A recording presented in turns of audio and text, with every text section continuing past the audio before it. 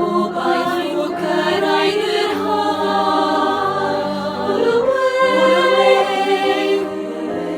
hwlway, mae'n edrych yn ddiantai gyfeir. Ond aros yw hanes y ferch ar y cei, dal i aros a'i mab yn ei chôl. Yn aros i ofyn i henw'r lloer, a wyddai darllen eto nôl.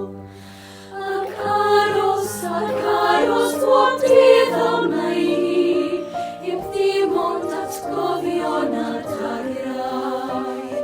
Yn cofio ei goflaid a'i chwerthin mor iach, cyn mynd ar drig garedd y tonau. Hwlway, hwlway, ddaeth neb yn ôl i tai gyfeir.